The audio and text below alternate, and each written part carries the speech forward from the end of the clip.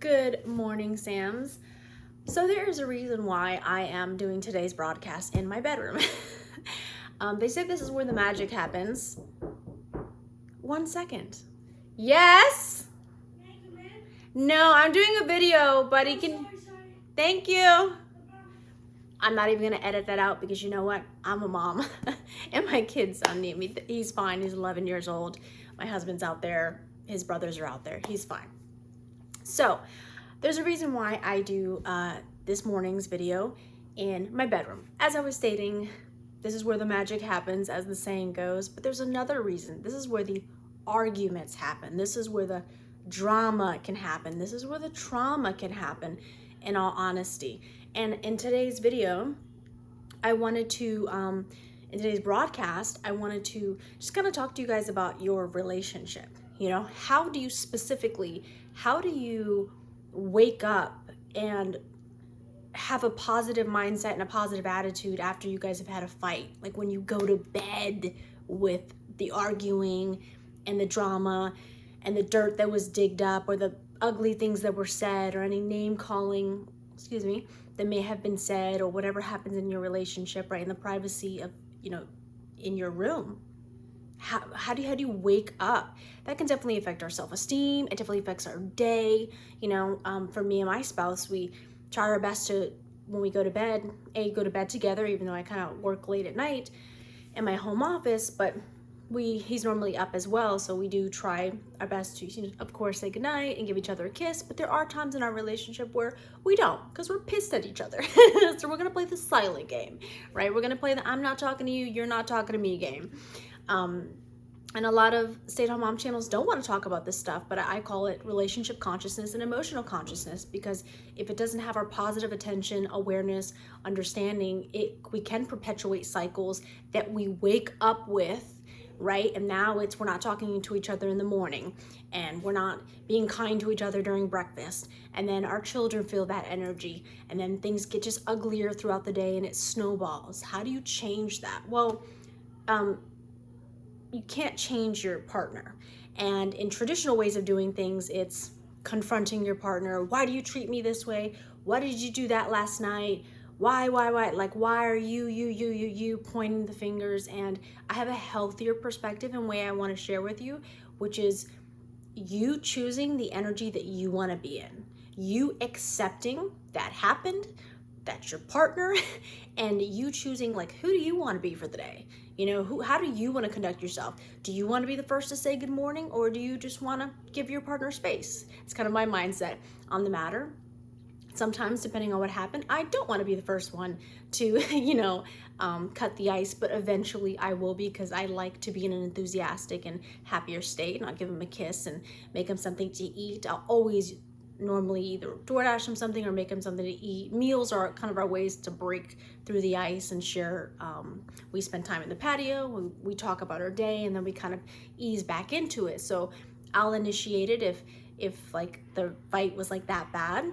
But the point is that I choose. That is my mindset on the matter. It's like we have to accept that it happened, and not that the things that happened don't matter.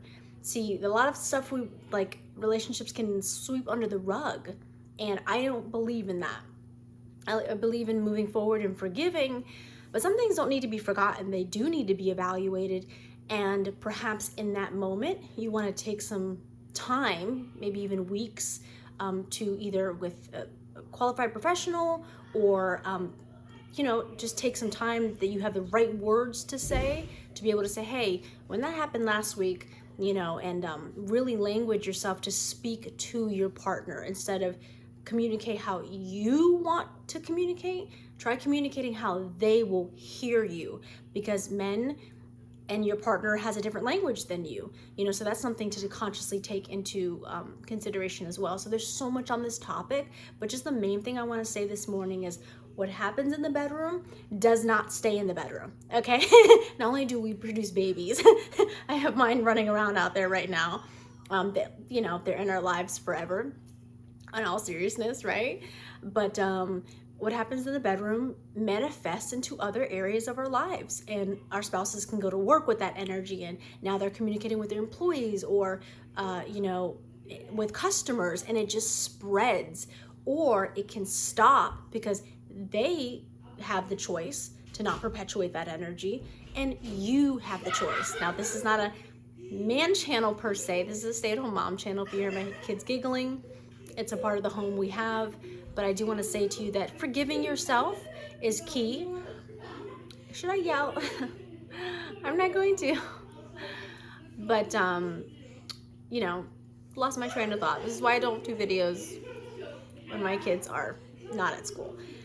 But this was heavy on my heart, and I wanted to share it. So to wrap it up, I want to say to you that you have a choice, and don't be so hard on yourself, right? You're living with another person that has different belief systems than you. For me and my spouse, we have an age gap, you know, different histories, different families, different cultures, and we came together in the name of love.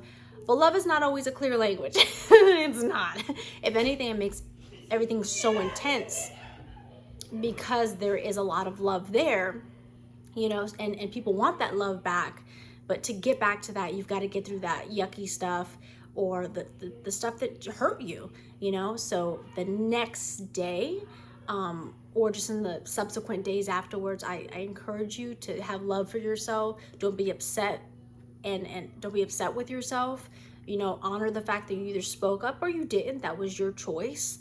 And don't let it ruin your day. If you're gonna think about it in a conscious and strategic way, or write it out, you know, and find a way to communicate with your partner in the right time and in the right words and in the right energy. But as far as your next day, you get to choose how that day plays out.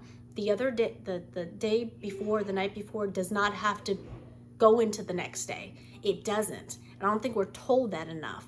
You know, we just kind of let that nasty energy linger, and it doesn't have to. And I'm here to tell you, it does not have to, because you have a choice in who you want to be every single day, despite your partner, despite your kids. They have a heavy influence on us, but we are the CEOs of our lives and our homes and ourselves. And if we can't control the external, we can definitely control ourselves.